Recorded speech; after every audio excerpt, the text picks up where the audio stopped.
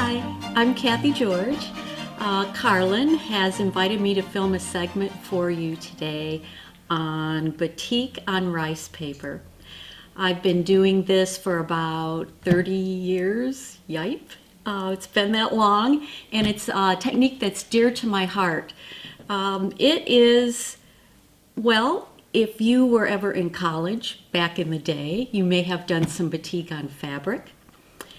And this is similar. This is my own technique that I do rather on fabric. I use a rice paper. And it has come down through history, been done for hundreds of years, mostly in Indonesia and that sort of thing. You use wax, and just basically it's a layering of wax and color. Okay, so let's talk about the supplies that we're going to be using for this procedure. We have all kinds of yummy stuff. First of all, we have the rice paper, which is really wonderful. It comes in full sheets. It's a big sheet, about maybe 25 by 37 or so. So you can definitely get more than one piece out of this. It has a smooth side and a rough side. That's the first thing you'll notice. And while you can work on either side, the thing to do is really work on the smooth side, because these little fibers, look at all those guys. Those little fibers are really makes it look wonderful once you've painted on it. It gives it so much texture. But these little guys can actually get stuck under your skin like slivers. So I like to turn it around. I like to draw my design and everything on the smooth side, which we'll talk more about that in a moment. But this paper is called Awagami Jinwashi. Yes, it's a mouthful, but it is my favorite. Can you use other papers? Yes, you can use other papers, but this one is my favorite. Okay, how about the wax? The wax that we use is just regular golf wax. Okay, you use it for canning. It's in chocolate. It's not going to hurt you unless it gets too hot. Okay, so we're going to talk about that too.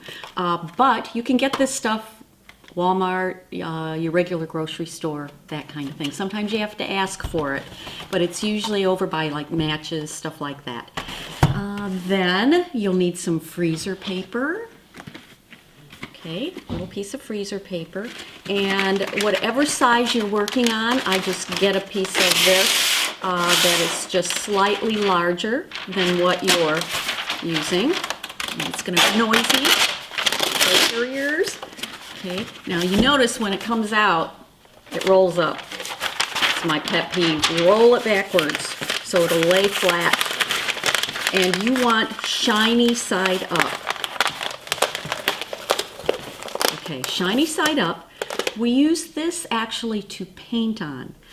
Because the rice paper is transparent, you need something white underneath so you can see what color you're putting on there. If you're working on black, you know, it's not going to look the same. So shiny side up, that repels the paint.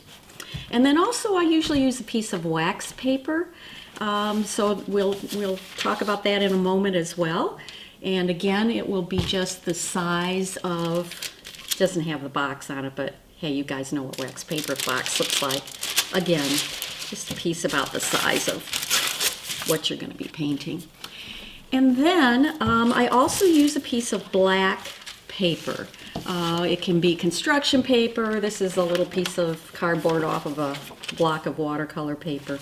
And we'll talk about why we need that, but that is an important thing to have. And then as far as brushes go, I have some brushes that I use for painting, and I have brushes that I use for waxing.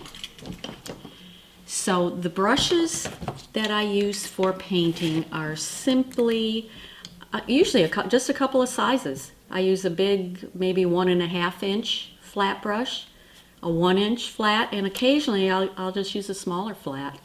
You know, that's it. That's all I need.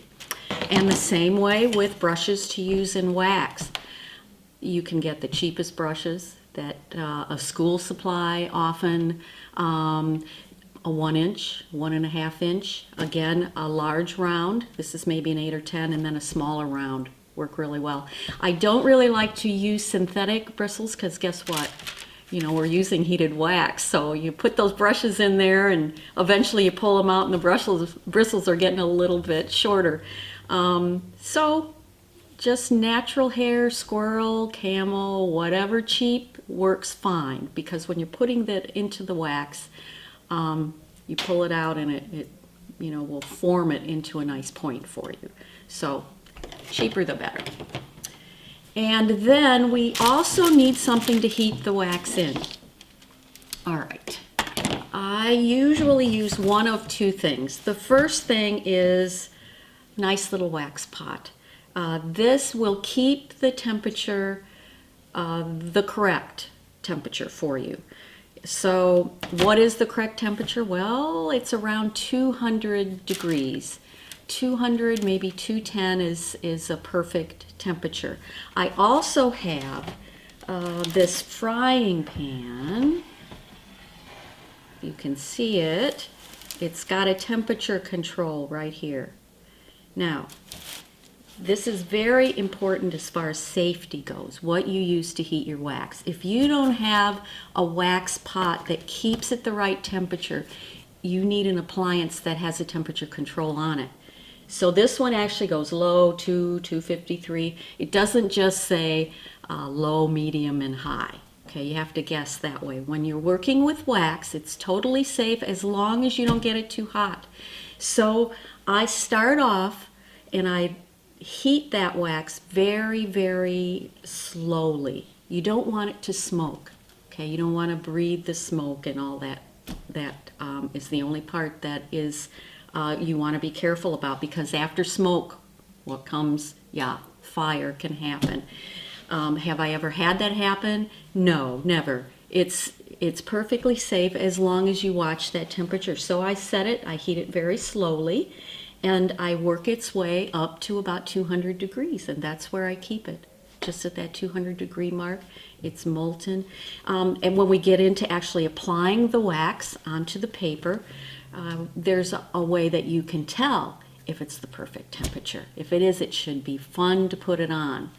So that little frying pan is normally what I use for the wax, or the wax pot. And if I use a wax pot, many times I'll have like a little can or something. I know this is a cup with corks, but I'll set a little can. You know, the perfect can that works in there?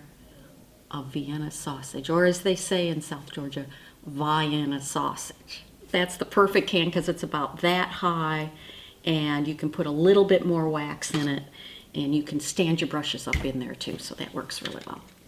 All right, let's see, is there anything else that we need supply-wise? Ah, yes, a pen. I like to use a Micron Pigma pen. It's a .05 black, but any pen that is not only permanent but waterproof. Okay, waterproof. Sharpies aren't waterproof. Don't use a Sharpie, because sometimes you're putting this big design on and you get that whole dang thing on there and you're wetting your paper to put a wash on there, and if it's not waterproof, yeah, caramba, it can put you in a bad mood for the day. So we are using Micron Pigma, and we're going to use this in just a moment to put our design on the paper. But I think water containers, you know, just your normal other stuff, and we're good to go. So let's get to work. How do you get your design to begin with? Well, that's a good question. You can literally do any subject with batik. You know, it's not just flowers and that kind of thing. Anything from portraits to animals to landscape, boats. I mean, you name it. You can do it once you get this down. So we are going to start with something that's very simple. I know that you like to bite off a big, you know, important project, but really, if you're going to learn this, do yourself a favor and start with something that is very simplistic, okay, to help you understand. As a matter of fact, the easiest thing to begin to learn this with is with a photograph or a piece of your own work, because you already have all the color choices, the value choices, and everything worked out for you. So this is the photo that I have chosen to do a little project to teach you how to do this. It's got some magnificent whites in it, you know, a little bit of color and that.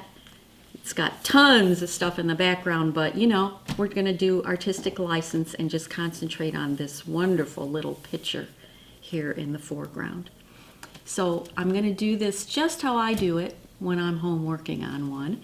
And to begin with, I take my photograph or my sketch or whatever, and I work out my design, and I work it out just on regular either drawing paper, this is a piece of tracing paper, but I work that out first. So I can do erasing, I can do any editing. You'll see here that I edited out a little piece with some whiteout. I don't know, maybe you can't see that on the camera, but I have. Once I get that all ready to go, then I can put it onto my rice paper. Okay, you can't be erasing and stuff on this rice paper. You want a nice clean surface to start off with. So okay, we've got our design worked out. And when I do the design, I like to indicate, put every line on here that I might need, which it would include, this is the shadow line that you see here. See that nice dark shadow? I like to put that on my original design. However, sometimes I do not transfer all shadow lines onto my rice paper, especially because this is a white picture. So maybe I don't want to see that shadow line in ink on my rice paper. So in this particular one, what I'm going to do, I also have a shadow line here, a cast shadow that's cast from the picture onto the table. But look at the difference. This is being cast across a dark surface. So that one, you know, the ink's not going to show up. I'm going to go ahead and put that one on. And I know that this probably doesn't make any sense to you at this moment. Just file it back there. By the end of this lesson, I promise you're going to be an expert, okay? So, let's get started. First thing, we have this rice paper, and it comes in a big sheet. We talked about that. We need to tear this down. So, this is the size of my design. You can see it's clear. I can lay it right on top. And I'm going to take one of my brushes, dip it in some water. Okay, so my brush is wet. And let's see, maybe if I take this out from underneath, I bet you'll be able to see this a little better on the camera. There we go. Now you can see it. So now you can see this is my design. So I'm going to cut my rice paper down. I'm going to wet my brush. Get some of the extra water off the brush, but it's wet, so I can draw a line like that and draw a line like that. Now get your finger close to that wet line and just tear that off like so. There you go, easy peasy. And you've got plenty left for more projects. So then what we want to do is we want to get our design onto the rice paper. And this is where I'm going to go to my Pigma pen or whatever pen that you use that is not only permanent but waterproof. And we're going to put this design on the paper. It's simple. Slide this underneath. Your rice paper is transparent. You can see on top of it. Might want to tape it down. You can see it's getting a little unruly here. So you can actually put a piece of tape, of which I don't have any mask. Oh, here comes some to the rescue. Just to hold it in place, you can, put a little tape there. And you can also tape your rice paper. Now be aware that when you take the tape off, sometimes it can tear the edge a little bit. So no biggie. Get your pen and set your hand down here. Just make yourself comfy, and you're just going to start drawing this. Now, sometimes people ask me, how thick should my pen line be? Well, to tell you the truth, it depends how new my pen is. If my pen's brand new, I'm going to have a pretty thick line, but if it's wearing down, I've been using it a while, then my line gets kind of thin, excuse me. You just want to be able to see that. Okay, as long as you can see it, fine. It can have a thicker line, it can have a thinner line. That really won't affect the project at all. So, I'm going to put this into the oven. Get it out of the oven. Got it ready to go here. So here's my design, and you can see this pen has been used a little bit. It's not super thick. Ready to go. And now, let's talk about what we wax first. Let's examine our picture. The way that Batik works is this. The first thing you always wax are going to be the whites, okay? So anything that is white is going to be waxed first. Now, we all know, especially if you've been painting for any time length at all, when you have a white object, there can be a lot of different shades of white. I know you've heard of 50 Shades of Gray. So that's exactly what you have when you're working on a white shape. It can be all kinds of different values in there. And the only thing we are going to start off with is this beautiful, beautiful white shape. For instance, let's look at this one of a white cat. Okay, so look at white, and it has the illusion of being white, but there's lots of color in here. Beautiful violets and some golds, blues, all kinds of things. But the first thing that was waxed on here are the areas that are really in highlight, where the sun is striking. So you can see how those show up, and it's going to be the same thing here. We're going to start off and just get right where that lightest light is. Okay, there. And if there's any other little places that we see chunks of white somewhere, we can also put those in at the same time. Not many, I would say, maybe a couple up in there. All right, so let's get our wax brushes out and we'll talk about how to do the waxing. All right, so let's do our first waxing, which are the whites. And do not dip your watercolor brushes in the wax. Okay, they become wax brushes. I get a lot of good brushes that way. All right, so here are my wax brushes, and I'm going to try to move this pan over a bit so you can maybe see how we're going to do this. All right, I don't need all these. So, our design. You recall how I suggested finding that line on your design where the shadow goes. I didn't draw it on because I don't want an ink line on my white picture. But now this is going to come in mighty handy. Because this rice paper is transparent, I can slide this right underneath there and use this for a pattern for where I can put that shadow line. Of course you can guesstimate it, but you know, why not use the tools you have at your disposal? So there is that right there. I can see, and that's the part I'm going to start on. All right, now the waxing. Let's dip the brush into the wax. You can see these babies are hard as a rock, okay? So the first thing I always have to do is soften them up a little bit. And if you are using a wax pot or a frying pan, you want to be sure to dip that brush all the way down to the bottom of that pot. You want to get that metal ferrule in there. That metal ferrule gets very hot, which you will notice. You will only touch it once if you touch it. But that's what keeps that wax hot, so that we can really move it around here and put on a nice coat without redipping so often. Okay, so now it's all nice and soft. And just like if you are painting, if you take it out, it's going to drip, drip. So, you know, just common sense. You can kind of wipe it on the side of the pot like that, and then you can bring it over to where you want to be. Okay, now here's the thing. After you take the brush out of the wax, it's going to start to cool.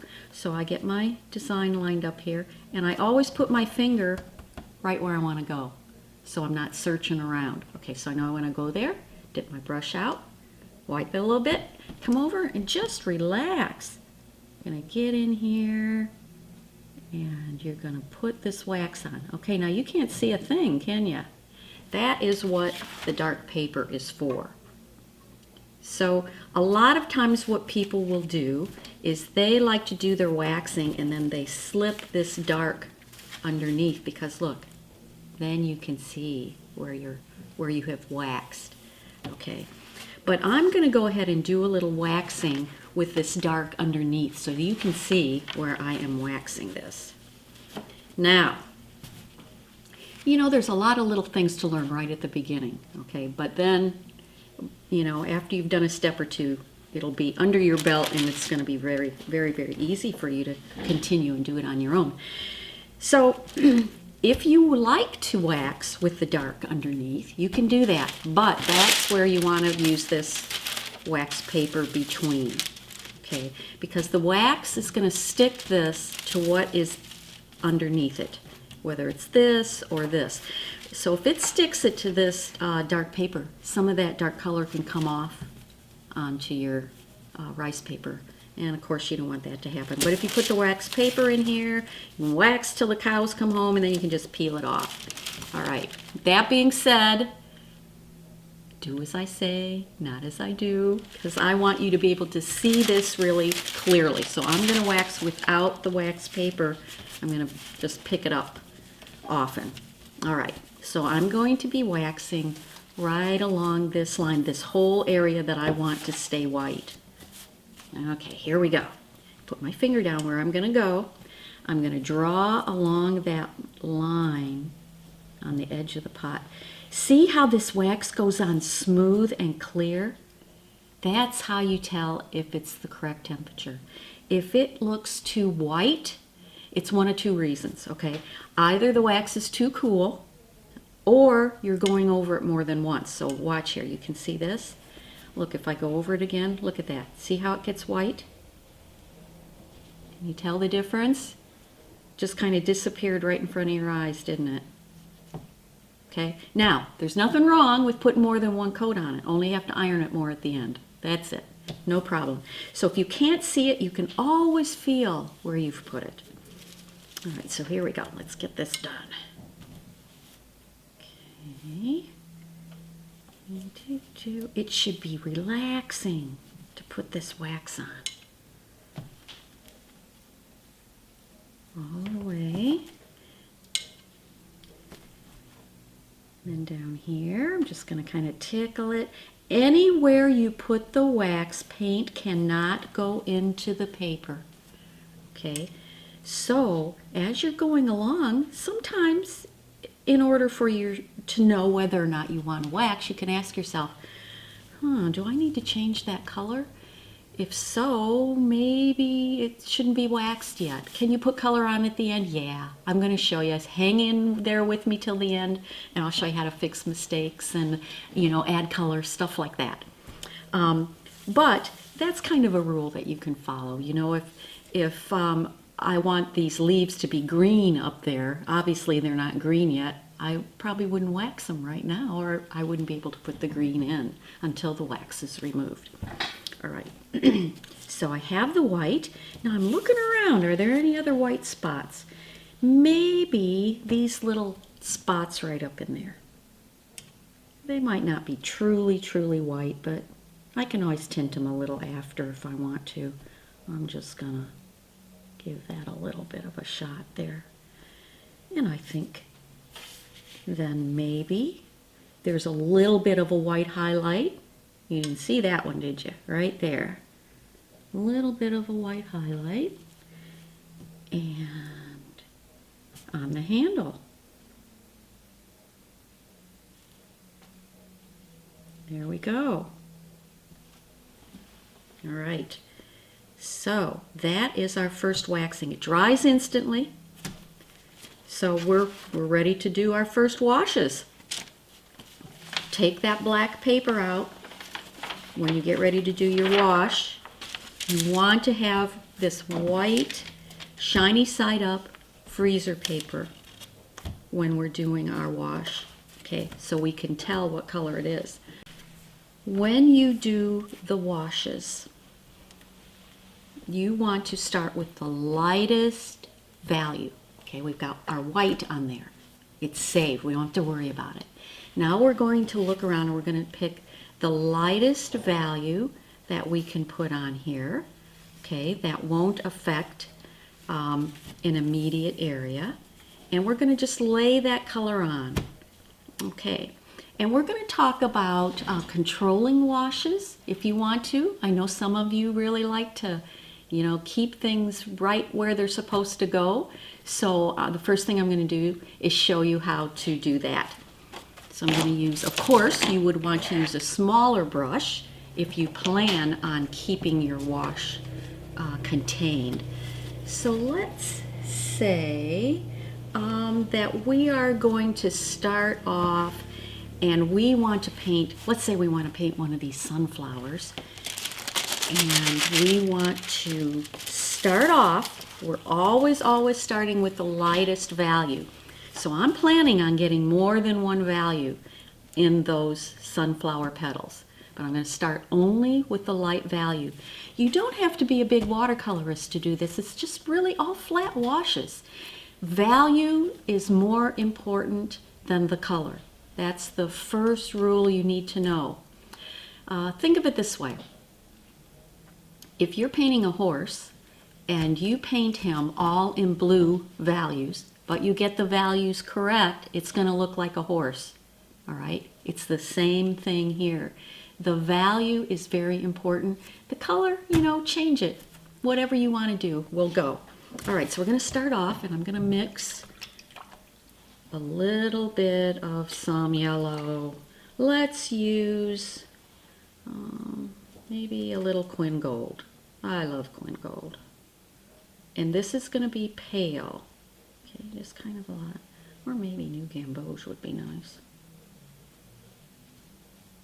A little bit of yellow to your choosing. Remember that the value is the most important thing. Okay. There's my value. Right there. You can tell a difference between that and white, okay, but on a scale between 1 and 10, it's pretty light.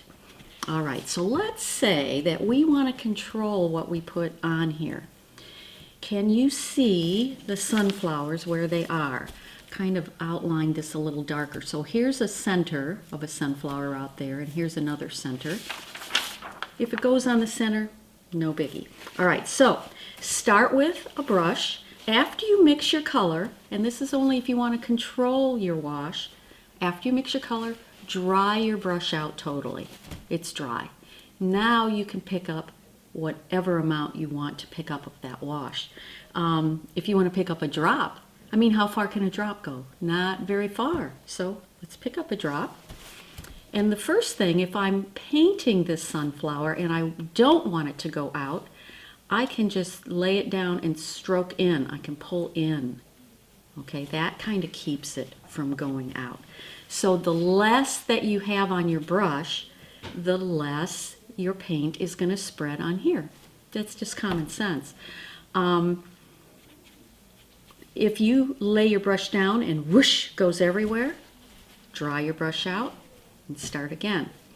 Okay, so that's for those of you who want to control that. Normally I don't worry a lot about that, so I'm just going to use a little bigger brush and I'm going to kind of come in here and put my lightest value on these flowers. Now, look at how I'm putting this color on. I'm going kind of fast, aren't I? That's because if you go fast, the paint doesn't have any choice but to follow along with that brush. If you go really slowly it kind of feeds out and spreads out. So going fast really is to your advantage. And let's say, well, look, you can see how this is kind of creeping out a little bit. Okay, let's say that even, oops, you got some out there. All right, it doesn't matter if the color goes out, but it's how it dries. If it dries into that sharp kind of rectangular line, that's going to be hard to cover up. Watercolor's transparent, so you're always going to see it. So the important thing is that you soften the edge of that rectangular shape. So rinse your brush. You got a paper towel in your hand, okay, ready to go.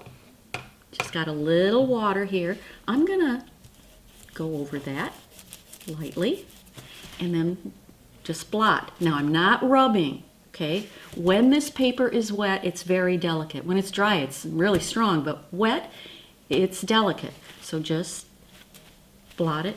And then, man, the fibers pick up that color and look so cool.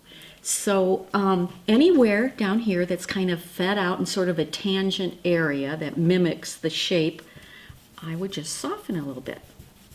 There, good enough, good enough. Does not have to be perfect. And that reminds me of something that I didn't say right at the beginning. I must be nervous about the camera because I always say this right at the start. This is not a perfect scientific method, okay? You're gonna get paint where you don't want it. You're gonna get water where you don't want it, wax where you don't want it. But that's what makes it look like it does. You know, if you wanted it to be perfect, you could do an oil painting or even a regular watercolor. It's the little things that happen in this that really give it that special look. So just enjoy the process. Eventually here we're going to get enough wax on here we're not going to know what's on there, and we're going to have a nice surprise at the end. So let's keep going. The next lightest value that we can put on in this first step is we could put on the lightest value of a shadow color on the white picture. So maybe some blues. I see blue in there. I'll take a cue from that, and maybe let's use a little bit of cobalt. Okay, now remember this is our lightest value. Okay, that's almost so light by the time it dries I might not have anything there. So I'm gonna darken it just a wee bit. Okay, so what we're looking for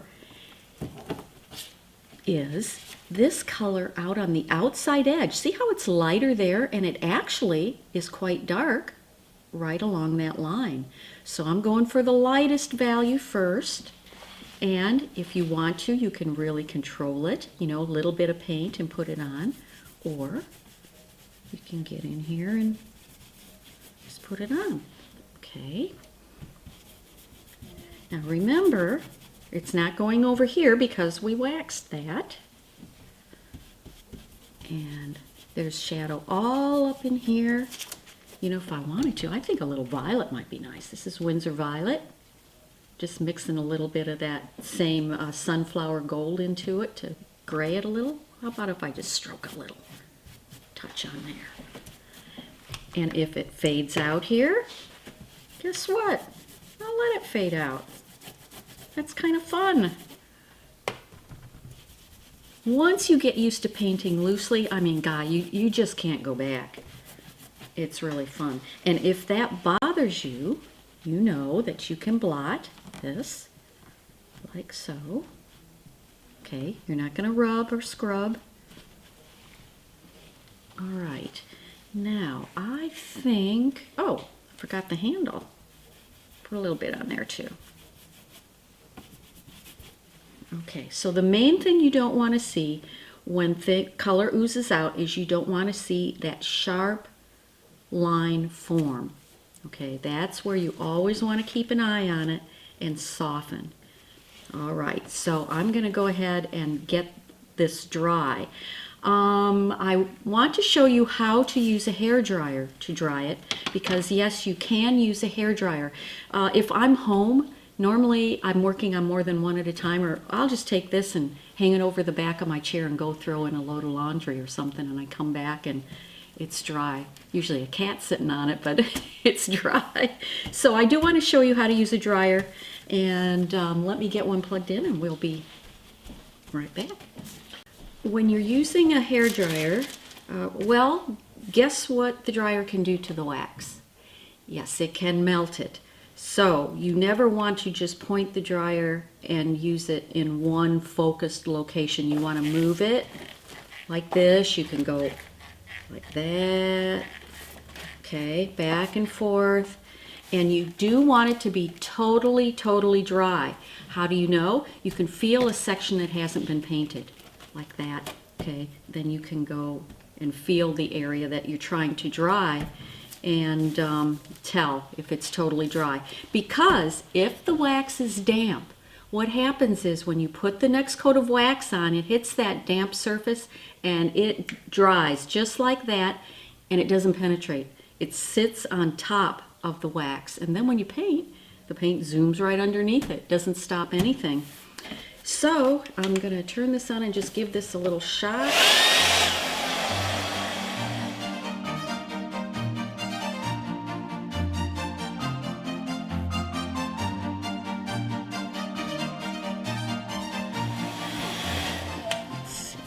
We got it. All right, now let's do another waxing.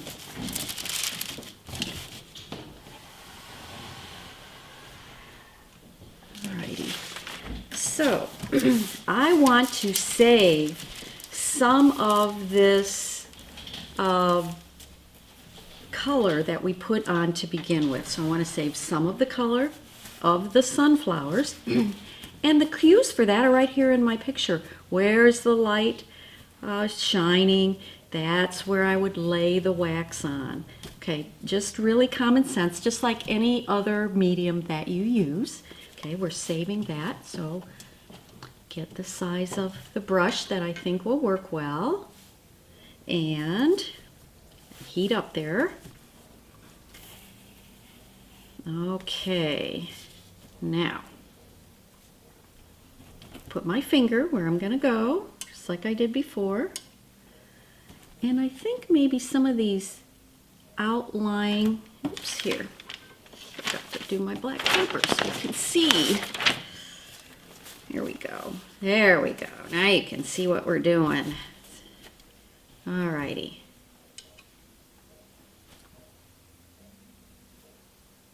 Smooth and clear. Should be fun to put that on there. I'm being sure not to get on those centers if I can help it. If you do, you do. Just like I said, it's not perfect. And that's okay. That's what I like about this. I'm not perfect, so it fits me to a T.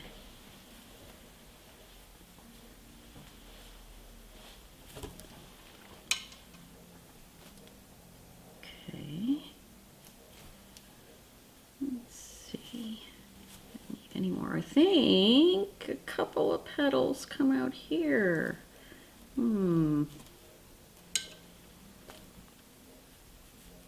Whatever. If I wax them and put yellow on them, they'll become petals, so I'm not too worried. All right, I'm going to save that little color on the handle that I have.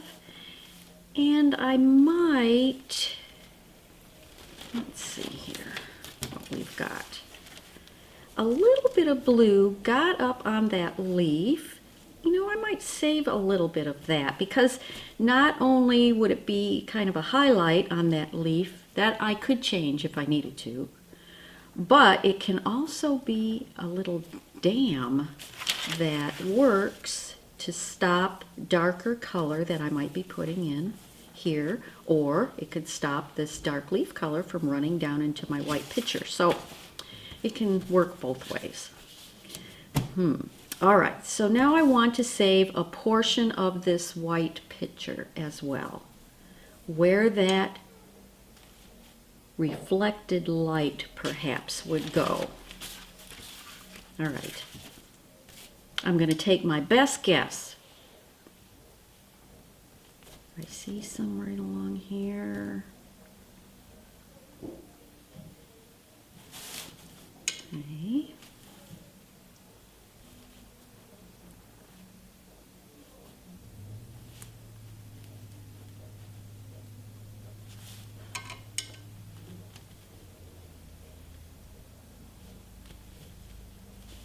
Okay, I think might just about have it. Okay, there we go. All right, I think that has saved just about everything that I want to save. So now we'll put on our next wash. All right, I'm thinking that maybe we could go ahead and put the next wash, like a medium value. Or maybe not. It's our choice as the artist. I'm thinking perhaps let's go ahead and do a little bit of the light green. Let's do a light green on the leaves, perhaps. All right, let's give it a try. All right, let's mix a nice green. And I know that we want to have 1, 2, maybe 3 values of green. So maybe I would use some new Gamboge.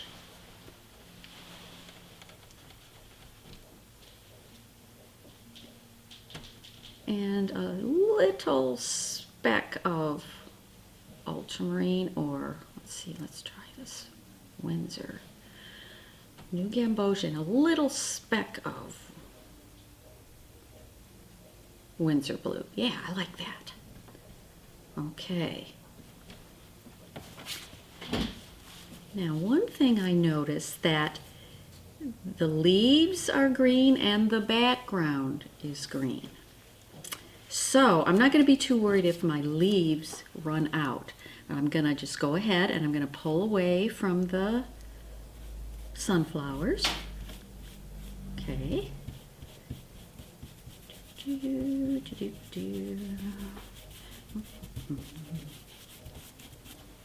you know what? I'm just going to go ahead and put a little bit of that out there.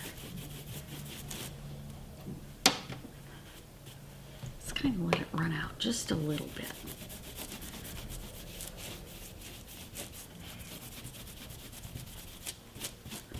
And what I'm looking for here, I'm not worried about covering the whole thing yet, but I just want to make sure that there's not any hard lines where I have decided to end that green. There we go. Nice, soft. Just having fun putting the color on. I've checked my value, okay? Light value. That, remember, is really the most important thing, is the value that you're putting on here. And then I think I'm going to put the next color on the picture. Okay. Blue. Maybe a really nice darker, let's see, there is some cobalt, maybe even a speck of Winsor Blue. You know, that Winsor is strong stuff. It's like phthalo blue. Let's see what. Okay, let's say I put this on here and I think it's too dark. Let's say I put it on and I go, oh my God, I've just ruined it. All you have to do, okay, very easy. Rinse your brush, get some water in your brush, dilute it, and blot. Okay, very easy to get color off. So just relax. You know, anytime we're painting, we're kind of taking our best guess about what we're doing. So just go for it. Doing batik has taught me a lot about value and also about shape. And so these are two important things, and as you lay them down, if you get it wrong, just blot it off and try again. Okay, so here we go. I'm going to pull down away from the leaves. Some of it might run up there.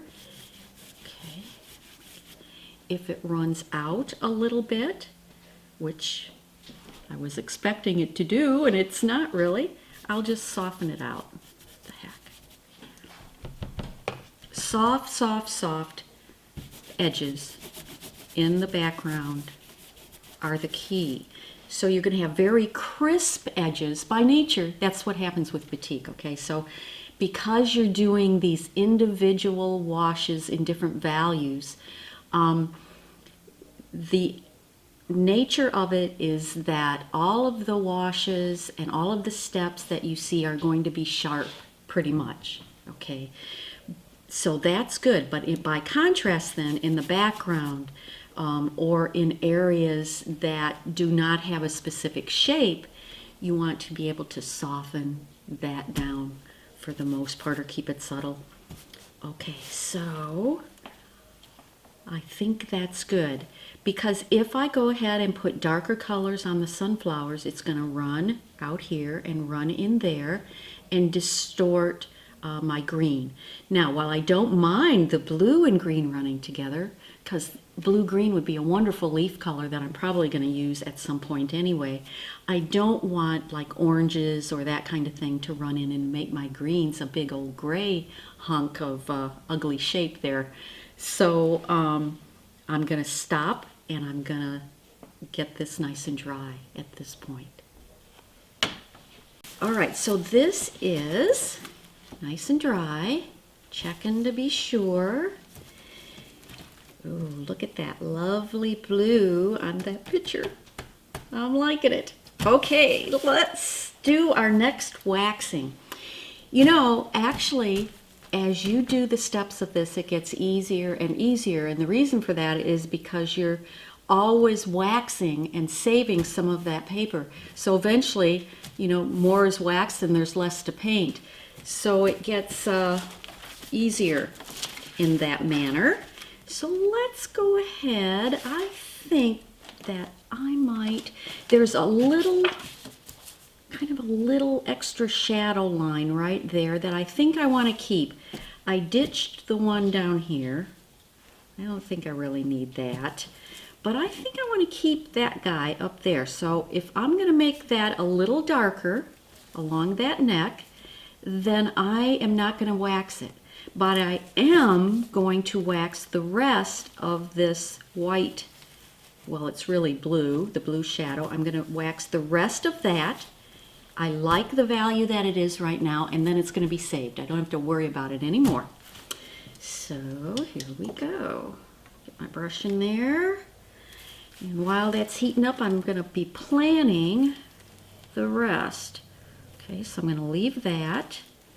My handle's pretty much waxed. Now that I'm looking, look at here. See, I've got nice color on the front, but the handle looks too wimpy now. But I did that on purpose so I could show you how to fix something later. So it'd be very easy to come back in there and fix that. All right, here we go.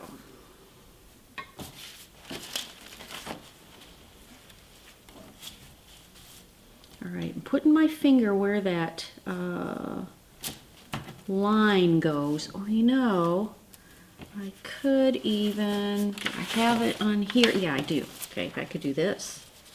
I see where I want that little extra dark to indicate that indentation right there. I can slide that underneath. Of course, those of you who are looking won't be able to see it, but I'll put the black paper under there momentarily. Okay. Waxing that. I love how the wax just flows on. There's something about the waxing that I really enjoy. It's very relaxing. And then later you can give yourself a lip wax.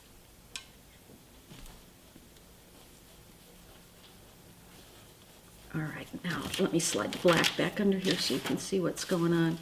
There you go. See, all of that's waxed. I think there's a little piece of naked paper right there. I'm going to get the rest of this as well. All right. Now, I also want to wax out the lights in my leaves. All right, in order to do that, I'm going to take this, I'm again going to use my drawing, because when I was designing this, what I did was I put in some lines to help me see where the lightest areas of the leaves would be. Once you have them in there in pencil, of course, you can kind of eyeball them and tell, you know, if you're going to like them. Now, to you, this looks pretty much like a puzzle. I mean, because it's my puzzle, so it probably doesn't mean a lot to you at this point. But know this, that when I start to put on these lights, I am trying to scatter them around a little bit. I don't want them to be in just one area. I want that light to kind of scatter around so it leads your eye around the painting. So here we go. I'm going to go ahead and use my diagram to help me with this, since I've already done the work there. And then I'll put the black underneath to kind of show you where I've put it. All right, put my finger where I want to go. Looks like there's a big light right there. Start that.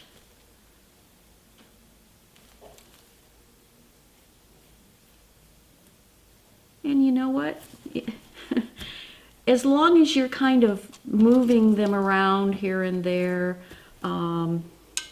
it's not going to matter if you get them in exactly the place that you planned.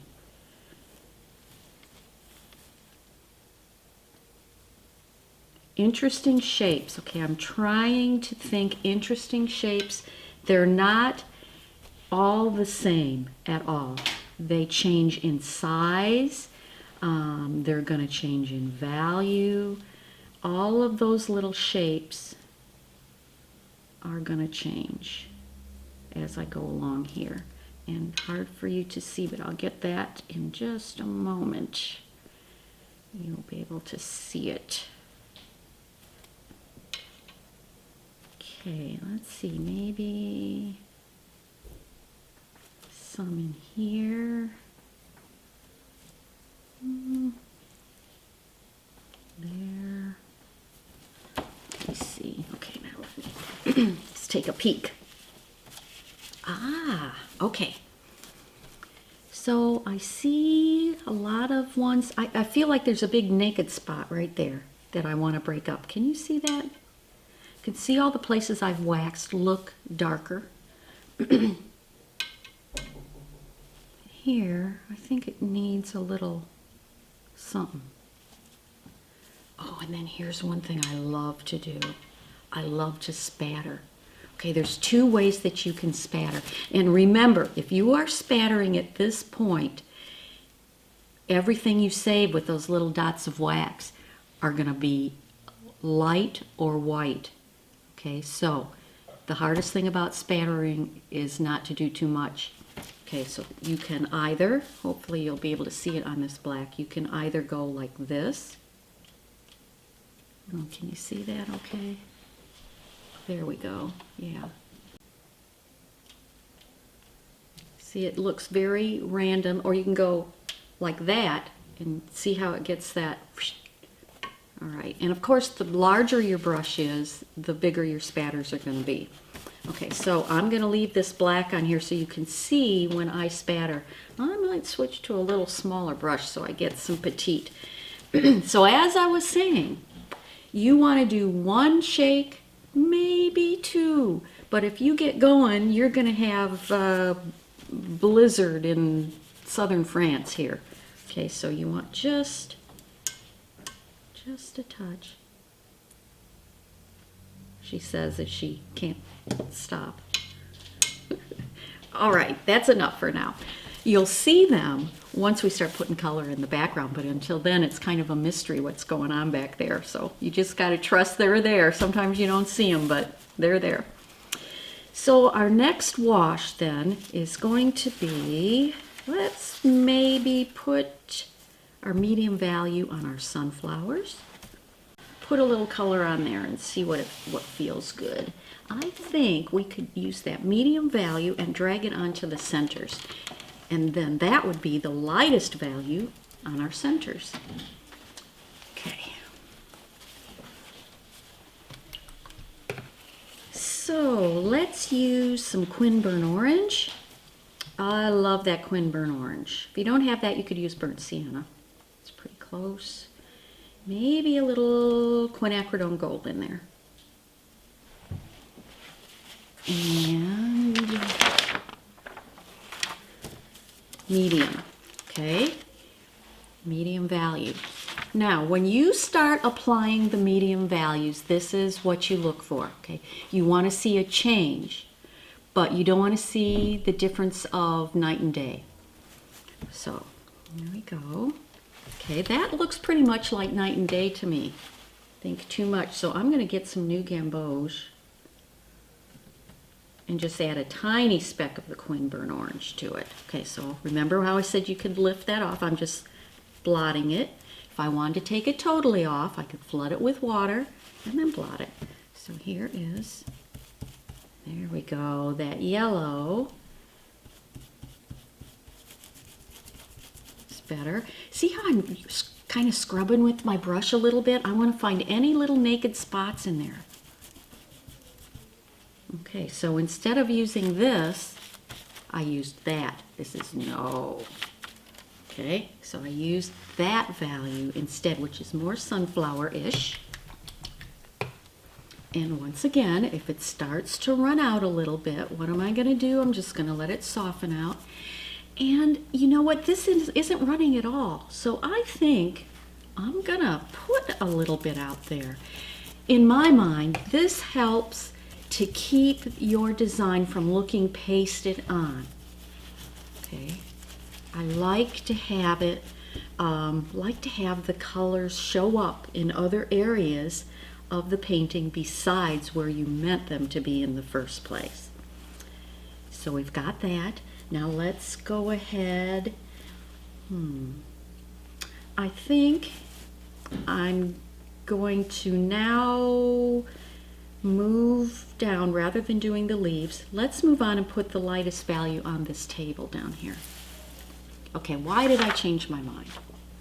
The main reason is I see this little bit of gold from the sunflowers running over here. It's found a path running over into the green leaves. So I know if I put this green in here, it's probably going to run back in here into my sunflowers and muck it up.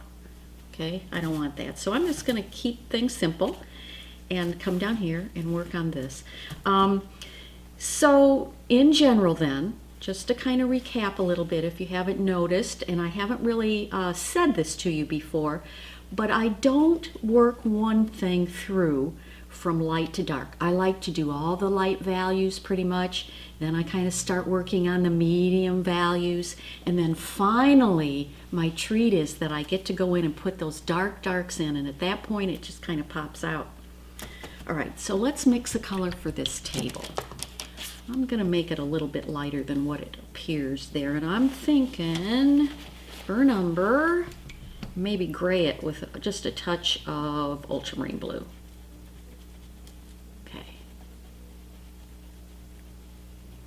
If you haven't mixed watercolor before, it is so easy. I know you're studying with Carlin, so I've just assumed that you know how to do that. Okay, but just to briefly start with a pile of water, add a little bit of color, stir it up. You got it.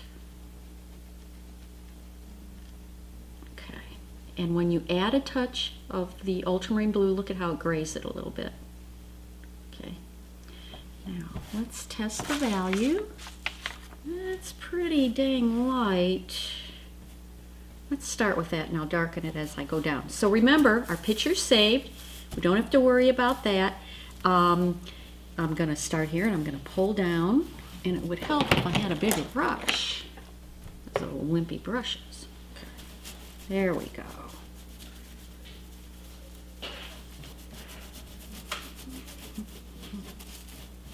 Alright, out of paint, I'm going to remix. Now, when I remix, I do not worry if the color is not exactly the same, but I want the value to be the same. Okay, remember it's all about the value. Your mom told you to have good values when you were little. I had no idea she was talking about my later painting career.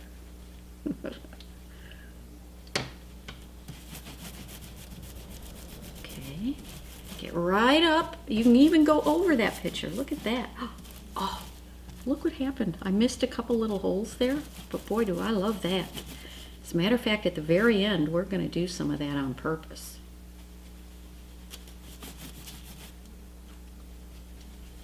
See, every time I remix, I'm not worried about matching the color, but I want the value to be correct. All right, I want to get all of this. There we go. Oops, I've got a big stripe there I want to get rid of.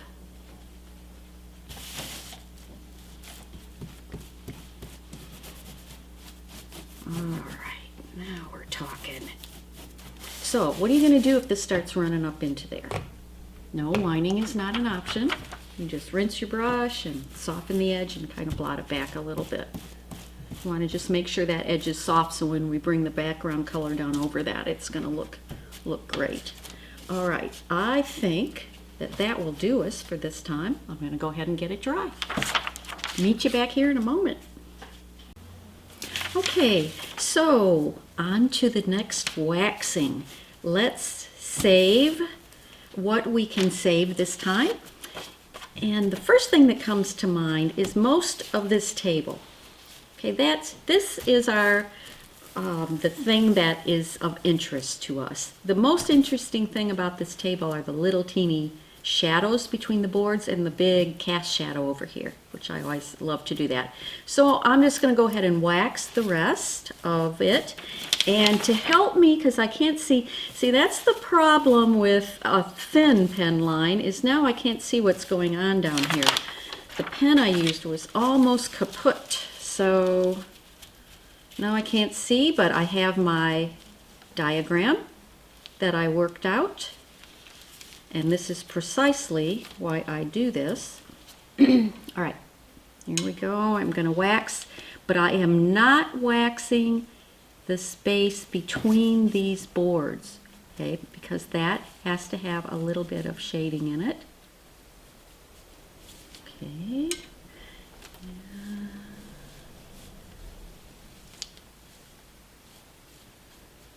Can save some of those to do with the black paper underneath. Let me just get these over here with this cast shadow around them.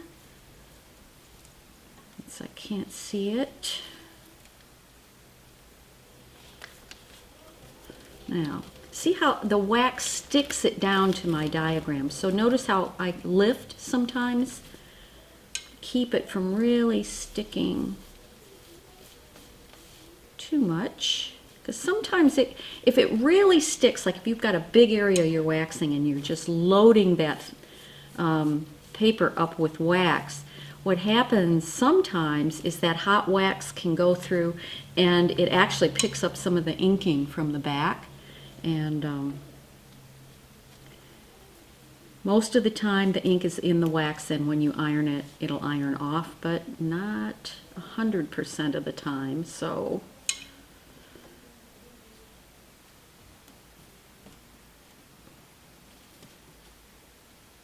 attention to what I'm doing here. I'm filling, these are little holes that, you know, that shadow has little holes in it because the leaves and stuff are like that.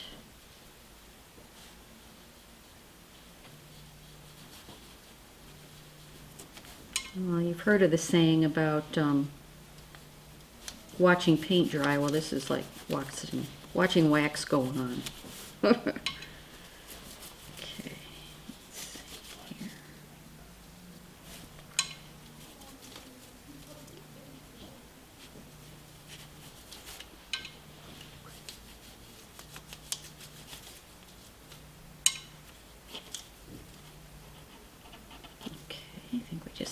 Got it. Let me slide the dark underneath now so you can see the last couple of them, because that always helps. All right, so let's see what I've got here. I missed something. Okay, that looks like that board line.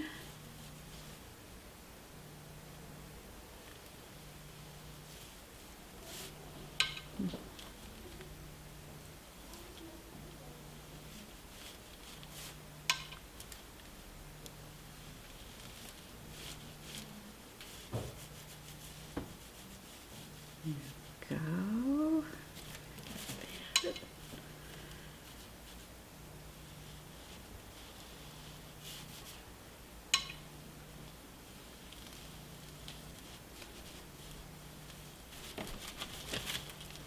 So remember, if the wax doesn't go on smooth and clear, if it looks white, it's one of two things.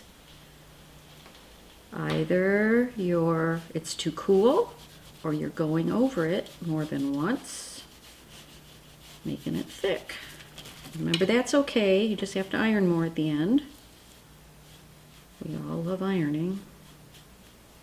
Okay, let's see now.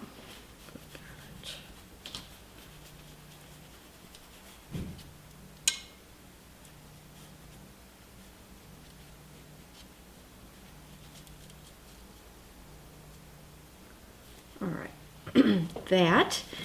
And then I would like to also save all my petals from my sunflowers. I want to save those babies. So basically what I'm doing is waxing all of the petals, but not the centers.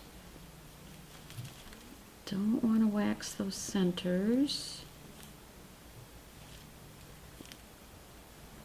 It's reminding me, seems like there should be something in there, so let's see.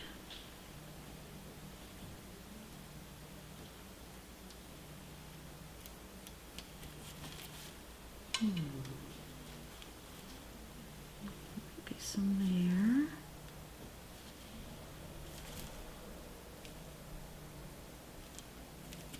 Okay, that's one little sunflower.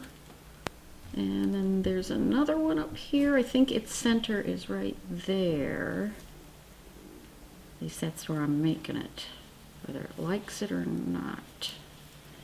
All right, then I don't want the centers to stay totally one color.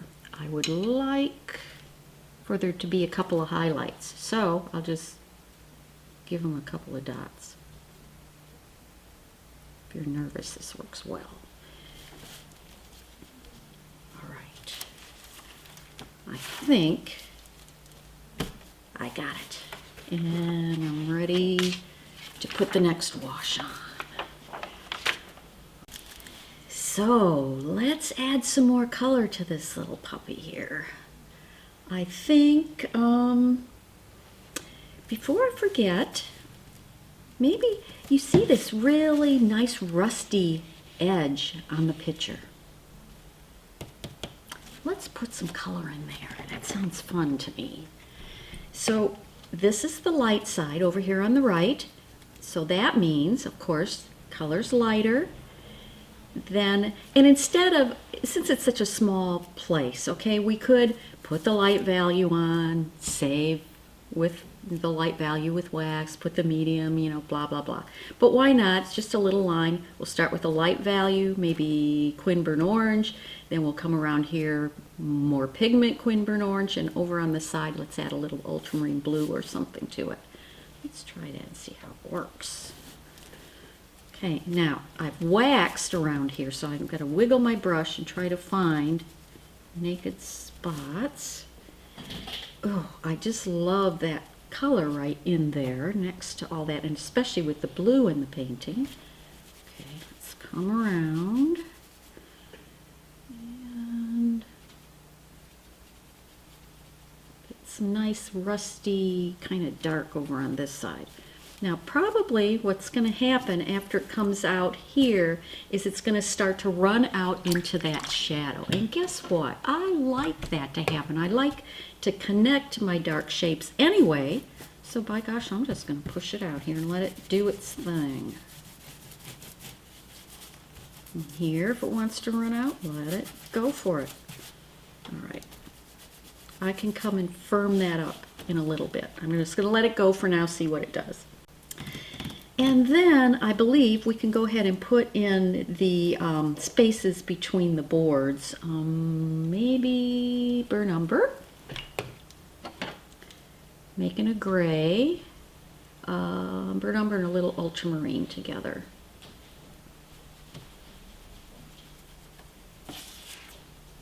Okay, sunlight's hitting strongest back here at the back of the table, and that's also the place that I want the least amount of attention. So I'll use a lighter value back there. And if I put it on and that looks too dark to me, simple, just to blot it a little bit, voila, instant lighter value. Okay. I can go this way because remember, everything else is waxed. And sometimes, look at this, I'll wipe the dots of color off so you can see. Sometimes there are little places that you happen to miss. Those are amazing, okay? That's just really what the doctor ordered for this piece. We'll just keep on trucking. When I remix, I'm just looking to make sure the value is correct. I don't care if the color is the same.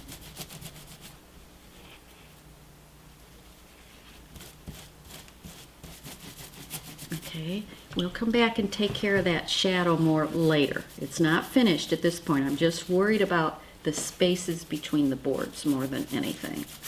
That looks a little wimpy down here. Okay, there we go. All right, got that. Now, we should go ahead now and put more color onto the background. Some of this wants to run out. This color that's in between the boards wants to run out anyway. So it will just help to connect those areas if we go ahead and put color on the background. And if it runs out, we'll just soften it in. Okay, big space, so I'm going to switch to big brush. Now, greens, yes. But I don't want it to be exactly the same as what's happening here with the leaves. So what options do I have?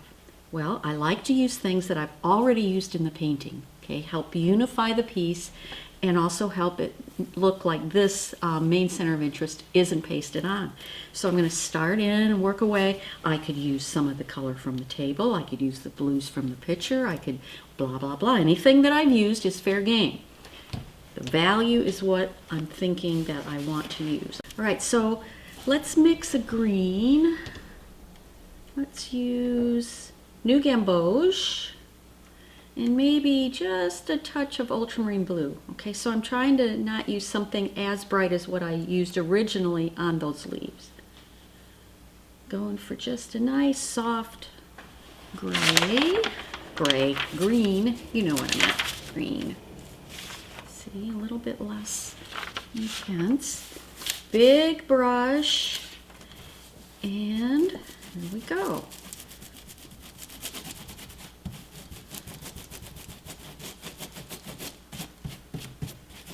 And I don't care if some of this runs in or some of that runs out at this point.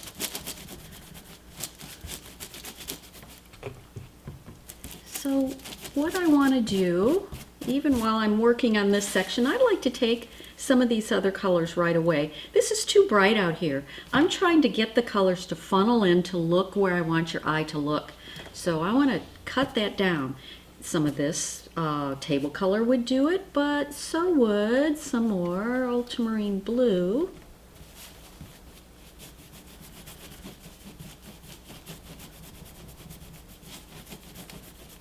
Now notice when I am bringing my color from my palette over to paint on this rice paper, I never ever get my brush into the paint and come straight over. If you do that, you're going to end up with a glob of pigment right on here that's going to be really super hard to diffuse. So, you know, just like little water, like any other kind of watercolor painting, get a little bit, mix it up, and then come on over and you've got control. Now, if you were lucky, some of this blue has already run out into there, okay, and you were able to blend it out some, okay, because I don't want it to be all surrounded by either green or blue. I want just kind of a soft mix that kind of weaves in and weaves out. Okay, let's go up to the top here. We'll just keep working our way around, and I'm really scooping up the wash.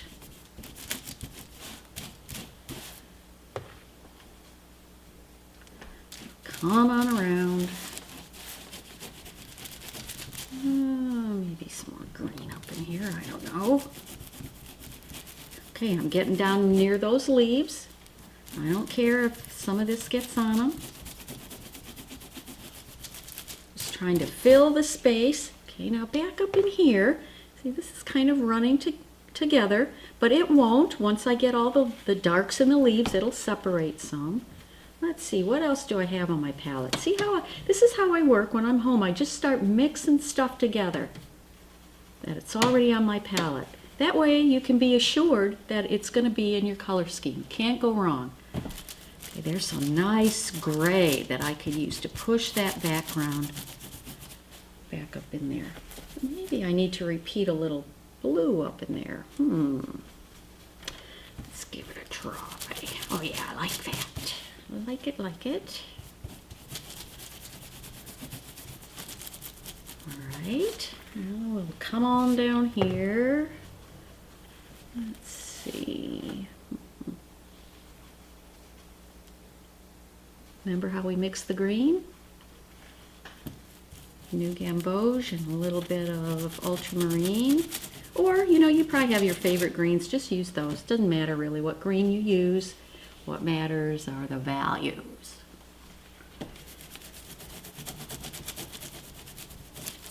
Okay, now let me eyeball this a second. Maybe bring that blue over a wee bit more.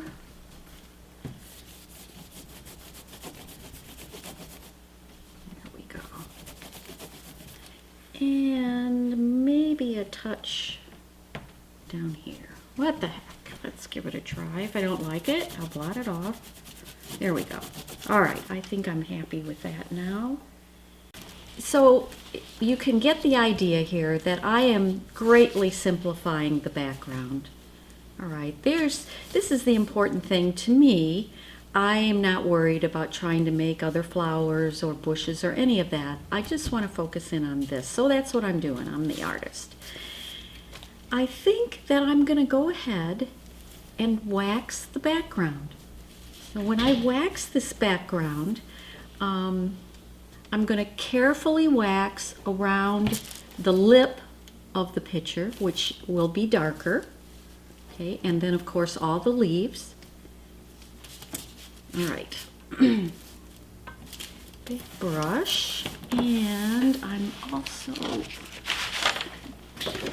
since I'm waxing such a big area, I am definitely going to put this wax paper between. You'll still be able to see it, I think. Okay, yeah. Okay, I'm getting... Actually, I'm going to wax the table as well, but not the shadow, because the shadow needs to be darker, but I'm happy with the table where it is. So, let's get this.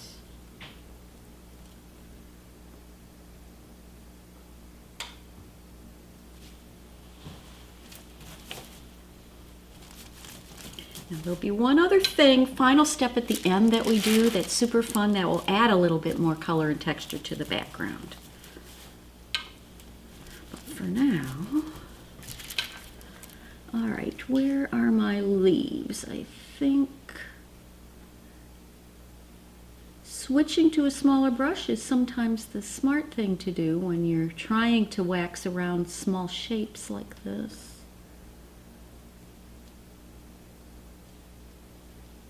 Okay.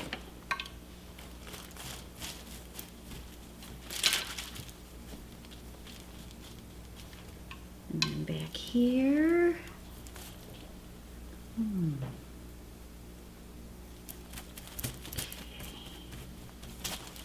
I want to make sure to get all the paper. See how that sticks it? Just imagine if I didn't have that there and it was stuck to this.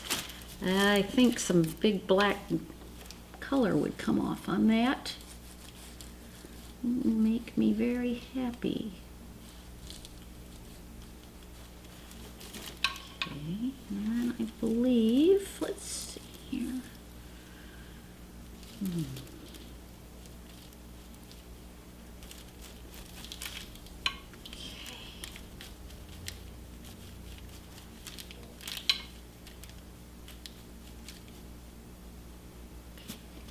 I want to still, I think, add more color on this little rim, so I'm not going to wax that little guy yet, but maybe the rest. Okay, there you go. So I've waxed everything except that shadow, and I still have the rim and the leaves and the centers here. So we still have some stuff to paint. Let's paint it. See if I can intensify this little rusty stuff there, because I like that. Be a little more rusty than it is. Okay. Let's put the medium value on the leaves. All right, let's mix a pretty green. Let me try Quin Gold.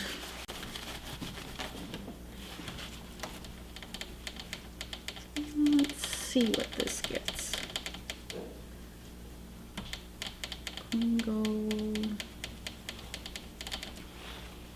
And maybe a touch of, let's see what ultramarine looks like.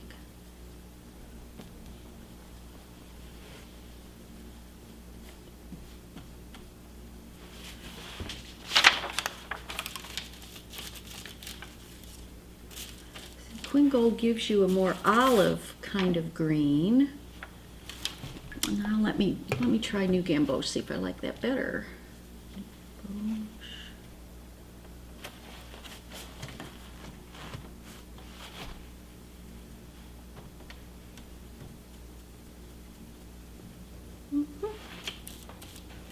Very similar, very similar.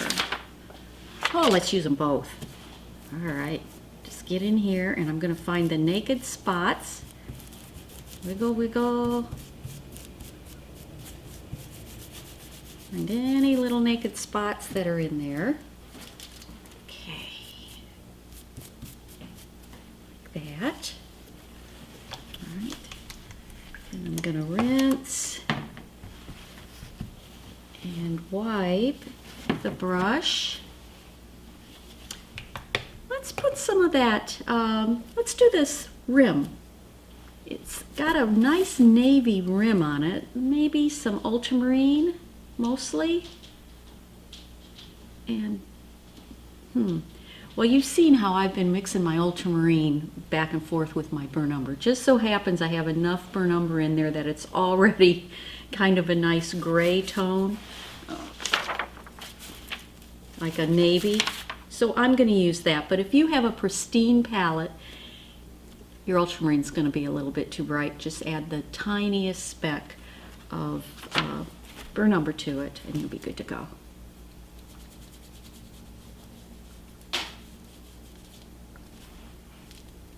Okay, like that.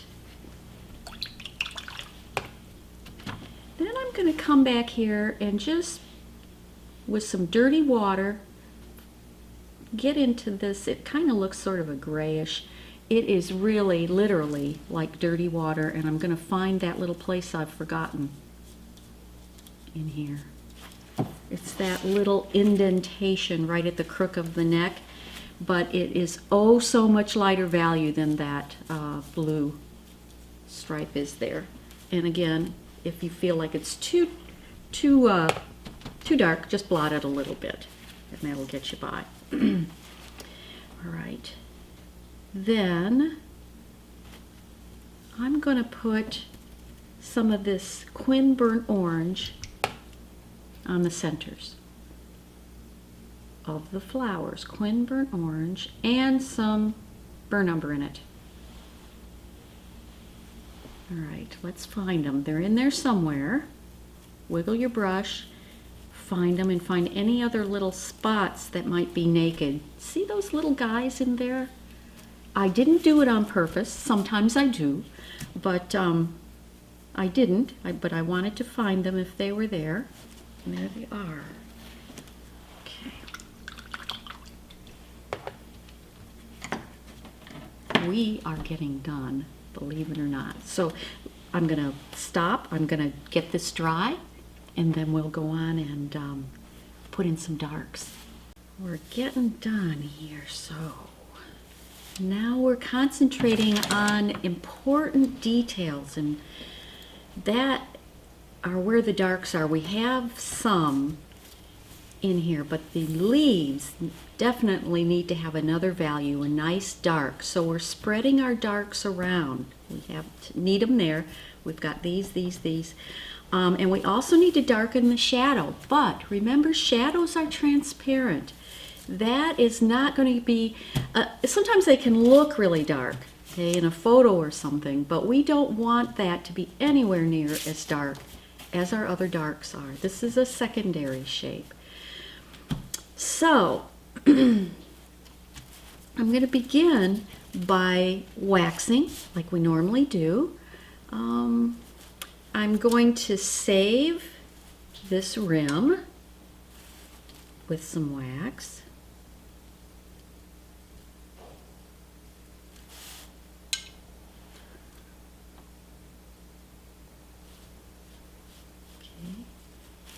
And then I want to save some of this medium value and leave places where the darks can go. All right. You can do this a couple of ways. You know, if you are totally insane, you can plan out where you're going to put every single one of those darks. But to me, that's not fun. And painting is about fun to me. So I know that it's going to look good if I kind of spread those darks around. So that's what I'm going to do.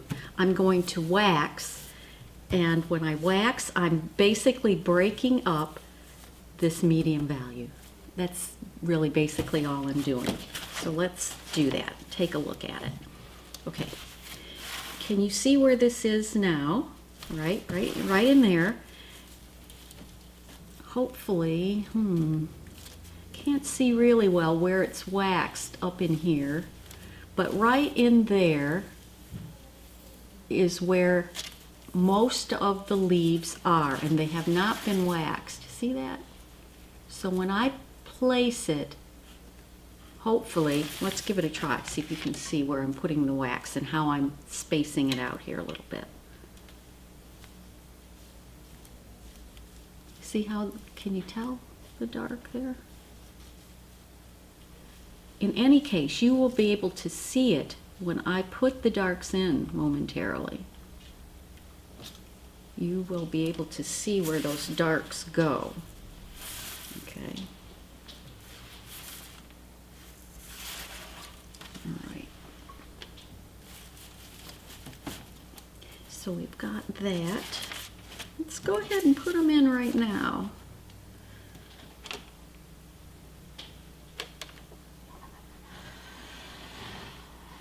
While that wax is fresh in your mind, you'll see as I put this color on, it's going to make a big difference in the entire painting. I'll give myself a clean spot here.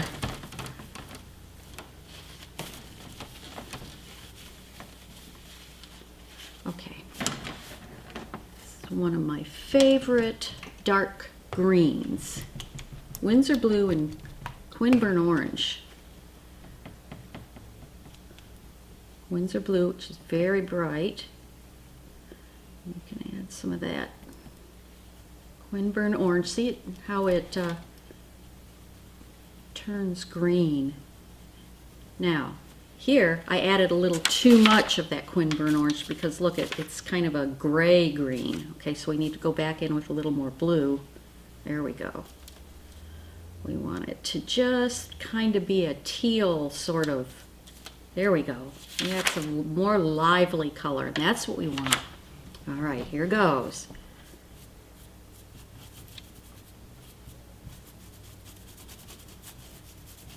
Look at that. See how that dark just brings it alive.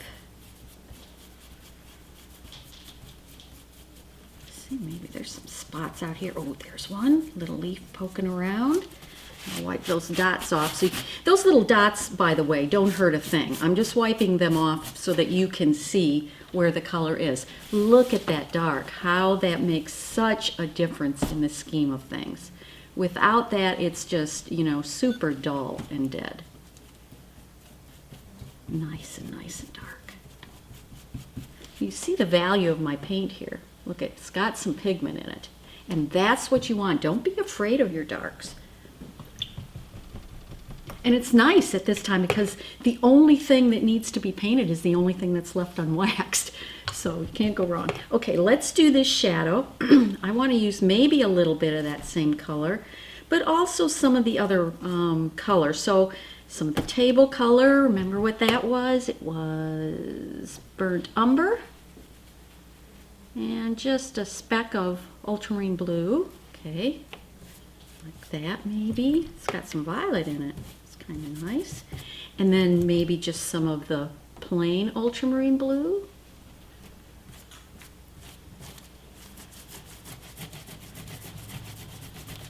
And I want it to be darkest where it's right up next to the picture, and it's okay for it to lighten up and even maybe get a little cooler as it comes out. Okay, I'm going to add a little more blue back up in here. We're almost getting to my favorite part. I'm excited.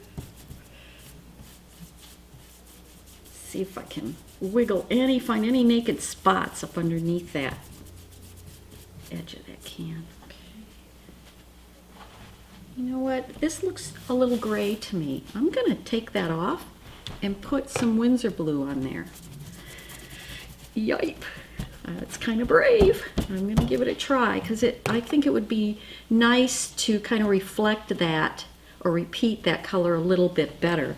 Not so gray, but more of that striking blue. Okay, I'm just going to take a little bit here because that's strong. Ooh, I love that so much better. So much better. Now I'm just mixing it back in, letting some of this shadow color come up that way and some of the blue come their way, so there's not a line. There we go. Okay. I think we are ready for the finishing step. Before we do that, this has to be totally dry. Okay, so I'm going to carefully dry it. Now, just a reminder, because I haven't reminded you up until this point about the dryer. When you're first starting and everything is wet, you know, it's great. You can just take the dryer and go to it. But when you start to get to subsequent washes and, you know, you're honing in on these little places, remember that you still have to keep the dryer moving. You don't want to just concentrate on one little spot or you're going to melt your wax. Okay, so the same rules apply even if you're working big or you're working small.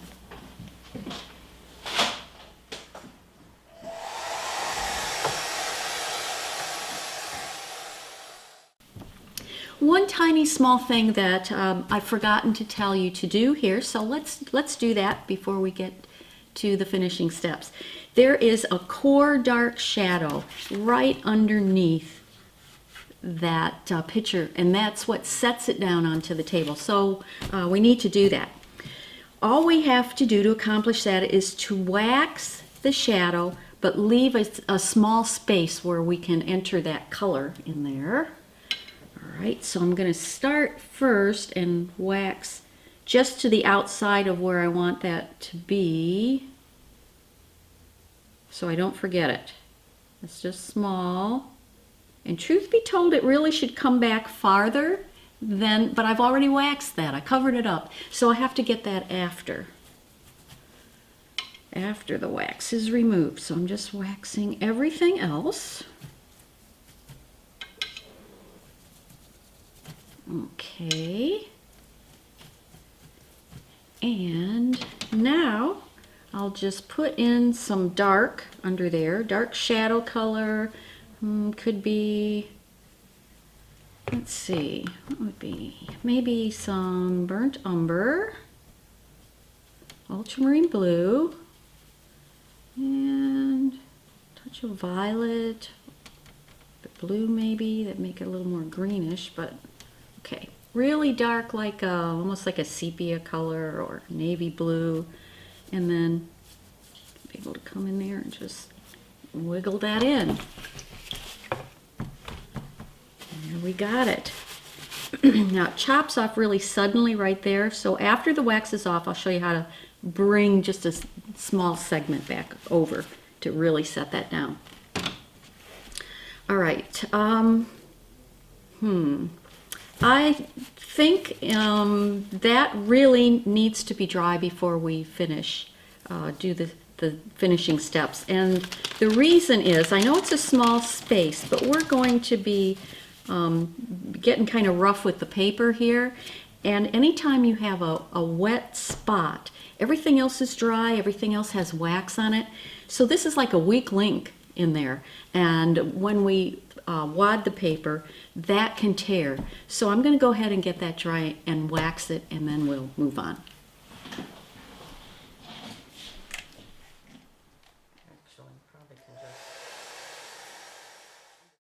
All right, so we're ready to do the finishing steps. And before we get into that, you might be wondering to yourself, so you have a picture and you know, how are you going to break it down, or that sort of thing. But I have a little present for you. All you need is a little practice, okay? You need to kind of do this a time or two, get it under your belt, and then you'll be able to take off, you know, on your own, sprout your own wings. So here is, I've done these for you, and basically what this is, it's the steps of where to put the wax. Okay, so if you have a photo like this, and you have these diagrams, this is step one. Remember when we did all this waxing? Okay, and all of that. All of this, step two, step three, all the way through to the very end where we are now. So you'll be able to download this and just follow along and get these steps in without any problem. Hopefully that will help you figure it out. So, you know, after you do one or two like that, you start to understand the whole process. But basically, you start with your whites, you go to your next lightest value, and you're saving as you go along until you get to right where we are now. So we have our nice darks in there, darks under here. And now I'm going to add this little bit of extra texture that you see in a lot of my paintings. Maybe we could have a couple of them up here so you could see. Like for instance, some of this, you can see all of this frou-frou, all of this spotting is what we're about to do next. Here's another one. And I love to do this on each and every one of mine. You can see all this spotting in here and up in there, for instance. All of that has this texture that we're about to put on. Now, it's not the crinkled look that you get in Fabric Batik. Can you do that? Yeah, you can. But as a beginner, I don't really recommend it because a lot of times people, it kind of looks dirty. They go a little too far. So I'm going to show you a way to do it that you can get that texture in a safe, nice, easy way that you can add more pigment and stuff to it. All right. So the first thing I want to do is I'm going to crinkle this. Your paper's completely waxed, okay? You should have taken, let's back up here a second, a good step just to be sure. Oh, my poor brush. Hold on, we have an emergency. There we go. Okay. You should take maybe a big brush like this and really simply just go over everything one time, just to be sure that every single thing has been waxed at least once. Now, of course, some things have been waxed about 50 times, but you want to make sure everything has been waxed at least one time, so you don't have any of those weak spots I was talking about. All right, so we got that. Now, gotta let it cool. Okay, if you don't let it cool, then when you crinkle it, it's gonna stay into this little ball. Still hot. Okay, so here we go. Crinkle it up. No secret way to crinkle or anything like that.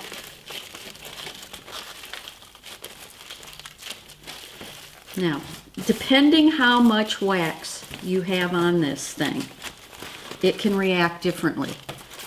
Sometimes when I'm teaching this, people will have a whole load of wax on it, okay, really thick. And again, that's okay, but what happens then when you crinkle it is sometimes that wax wants to flake off, right? So do not, if it wants to do that, don't shake it, okay? Don't shake it and brush it off. That's a tendency. You want to get rid of it. But don't do it, because underneath there could be a big spot of naked paper. And we're going to put one more wash on here. And when we do that, if there's a spot of naked paper, you're going to make a big old glob. You know, instead of the nice little texture we're trying to get, you'll have a big old glob of color. Now, if that happens, you'll be able to tell at this step, all right? If it happens and you see a big old blob there, all you do, you turn it over and blot it from the back side, and it should come off. Okay, so no worries. Now, we've got it crinkled. I want to put a wash on here. What color? Well, I ask myself, what's missing? Okay, sometimes I will add something that's missing or something there's not enough of. If I have a naked spot, like for instance, maybe on this one, the only spot that I really have a lot of this dark Quinacridone orange is up here. I've got a little bit there too, but I think it might be nice to have some out in here. Or what about, this kind of has a little violet cast on the table. I could mix a little bit of kind of a red violet or something and use that against the green. That would be pretty. But I wouldn't use more burnt umber. I wouldn't use more green. You know, that's not going to show up or do anything for my piece. All right. And the same way with everything else to do with this technique, if you don't like it, when you put it on there, you can wipe it off. It's got a wax coating on it. You can wipe it off, try another one. Okay, let's use, I'm going to use a big brush. This one. All right, I'm going to start out first and maybe try, I got Quinacridone orange on the mind here. Now, the value you should use, if this is the first time you're doing this, go easy, okay? Because when you take the wax off and you look at it, if you see all these spots on there, I mean, that can be pretty shocking. So just give it a try. And if you don't like it, just skip this step and go right to ironing. Okay, so I like to get my brush on here and just kind of let it roll off. You can see that there are these little dots that come off. They bead up because, of course, the wax surface is waxy, and anytime you put water on that, it's going to bead up. I'm going to add a little violet. But a light value will be better than a dark, I think, for your first go round. Now, anytime these little teeny weeny little dots will probably disappear. Okay, they'll probably just evaporate. But anytime you have bigger ones, each one could potentially make a spot. So if you're looking at this, imagine to yourself that you're seeing your painting with all these spots on it. It could happen. If that's too many for you, all you got to do is take a towel and wipe them off. They're gone. Okay? So you have complete control over how many are going to be on there. Now, there's no way to really tell how many are going to end up on there and how many are going to evaporate, unfortunately. I don't have a theory for that or a formula for it.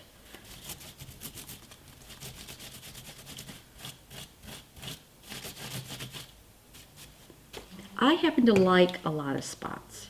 Okay, this is like Christmas to me. When I get to this spot, I love to see what I can do with the colors. Okay. And maybe down here, this is kind of a blob. Maybe I'll use a little blue down here. Could be nice.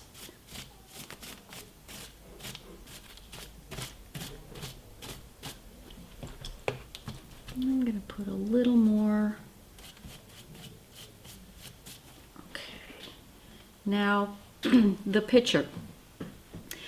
Okay, I like to place where I'm putting my spots. All right. A fabric is where you just start from one side and you go all the way down evenly. But this isn't a fabric, it's a painting. So think about where you want to add more texture, where you might want to add a certain color that's missing. These are the tools to help your painting at this stage. So I've got those on there. I think I'm going to go for it. So now I need to seal them in. I don't dry them. I just seal them in with wax.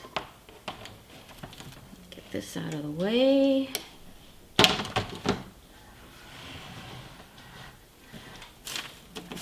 right. Now when I put the wax on top, see how I kind of pat the wax? Because if you brush it like this, it kind of just brushes those spots right off on your lap. So I'm sealing them in, like so.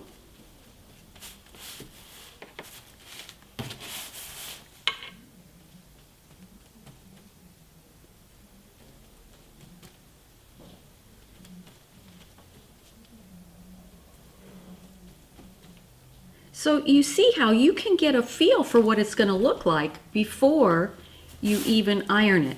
So therefore, if you don't like the color or you don't like how many there are, just blot them off before you wax them in. Now once you wax them in, that's another story. Then you're stuck with them and, you know, till the wax is off, and there are things we can do there too, but oh, I love the darks in those sunflowers. Okay, I think I have all my little dots all saved under wax. All right, now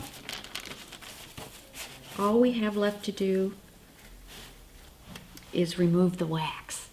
So let me go get my supplies for that, and I'll show you how to set them up, and we'll get the wax off of here. All right, we're ready to get the wax off of here.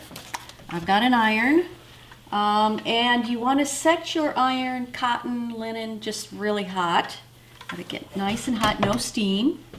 And I've got a bunch of newspapers here. So I'm gonna spread my newspapers out, make a little bed.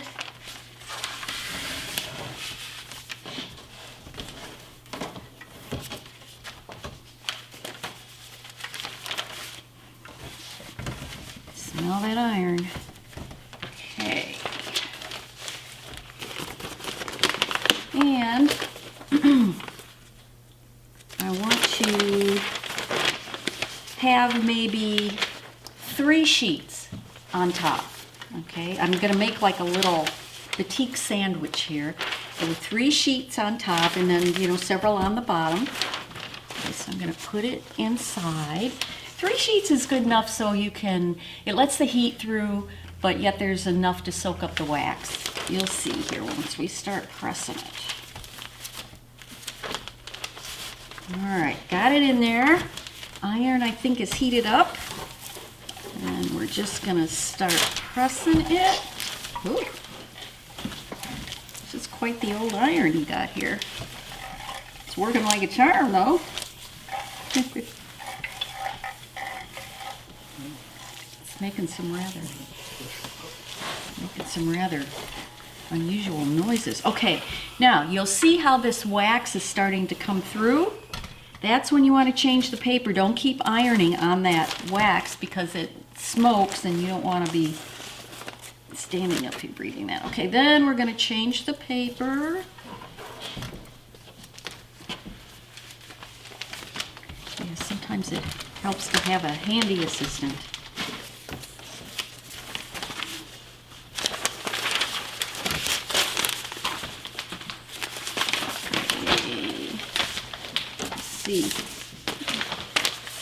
Okay, I'm still going to put 3 on the top. All right.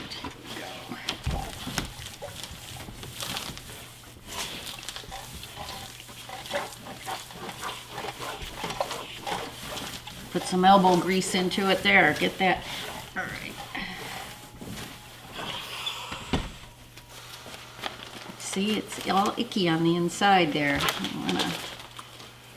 Okay, then gradually it starts to get kind of clean. I've got some on the bottom here I can use too, I think.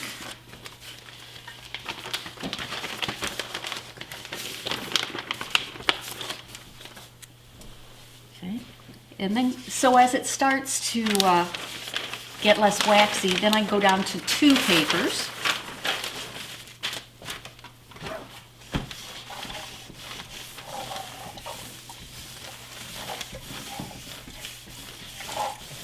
See that a lot of times a lot of the wax is on the outer edges, so make sure you get those.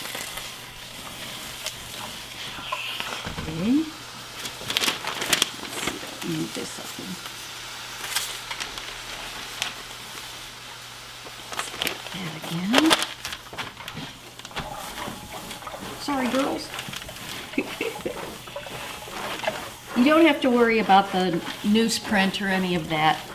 Unless you know, in the old-timey days where they have the ink that is very easy to, what do you call it? It's not permanent. Then maybe, but I don't think that happens anymore. Okay, and then finally, when you think that you have all the wax off, you want to just put 1 paper on top. If you can iron it with 1 paper on top and it's pretty clean, you know you got it.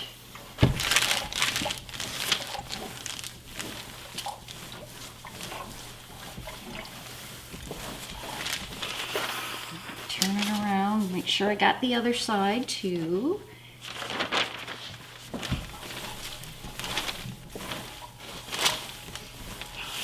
Okay. All right.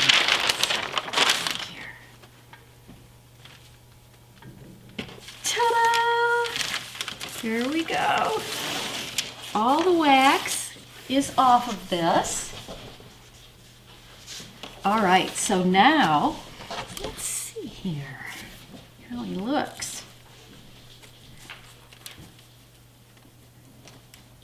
Not bad. Okay, now sometimes there are some things that you might want to fix, so we will we'll deal with that next.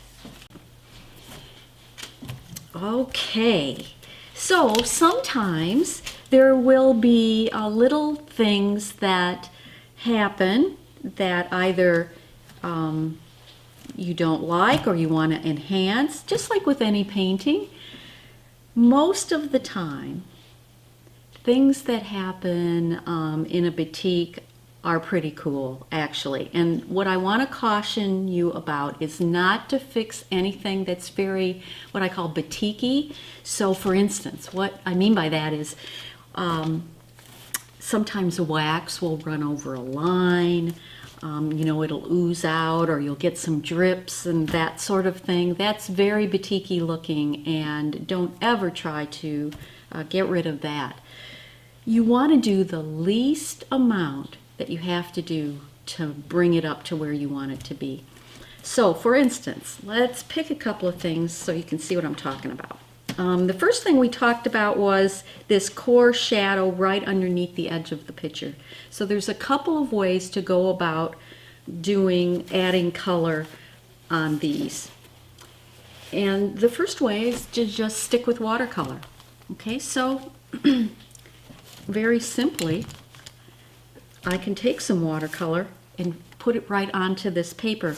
Now, the wax is off, but there's always going to be just a slight coat of wax left on here. And that kind of acts as a sort of a sizing or a repellent to your watercolor. So what you need to do is you just need to kind of work your brush a little bit, all right, and then it should break past that wax and go right in to the paper. If it doesn't, then probably you need to go back and iron a little bit more. So let me show you. Let's mix maybe Ultramarine Blue and a speck of burnt umber perhaps. Just a nice kind of navy gray is what I'm using. Okay, so I'm going to come right up under here. See, now it doesn't run at all. It stays right where you put it. So, see, you can lay it on. It goes right there and will stay right where you put it. No running whatsoever. I'm just going to drag it around.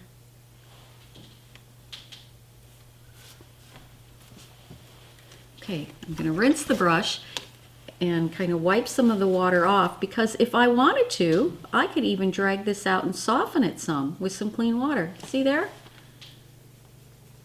That's why I caution you not to get rid of anything batiky, because this is so easy now that it's frankly it's easy to get carried away and just keep, you know, picking it to death when you don't have to. That. Okay. Now, here's a second way that you can add color to things. Let me move this down so you'll be able to see what I'm doing here. I could use a little bit more color in here, a little bit more of the burnt sienna color, and also maybe just a touch more up here on this lip. So I like using some colored not colored pencils. Colored pencils have a lot of wax in them and they can be very hard and tear your paper, but pastel pencils work much nicer. So you can just find a color that you like and come in here and just tickle, put it right on there, tickle it right on just like that, versus same thing, you know, coming in and using your watercolor. Either way. So when do I use one and when do I use the other? If I have to add color to kind of a substantial area, or I want it to be very soft looking, I always use watercolor. Okay, you want it to look like you put it there in the first place. So like this handle, for instance, I think that would be more successful if I came in here and used a little bit of watercolor on it. It's going to be a lot softer and smoother, versus if I used a pastel pencil here, you'd be able to see, you know, see that buildup of the pencil on there, and it wouldn't look so nice. So here, oh yeah, that just floats on beautifully. Look at that. Ah, fun to paint that. And then maybe I'd like to put just a hint of, and with a pastel pencil you can also smudge it slightly, but you don't have to put any fixative or anything with these pencils. They're just soft enough that they will blend, but they're not going to flake off, or you're not going to have to worry about that sort of a thing. Okay, and did you notice all of the texture that we got in the piece? That was caused by the last step we did, where we added all of the texture and then waxed over it, just like that. Okay, you've just had your first lesson in how to do a watercolor batik on rice paper, and I hope you had fun. And thank you so much for joining me.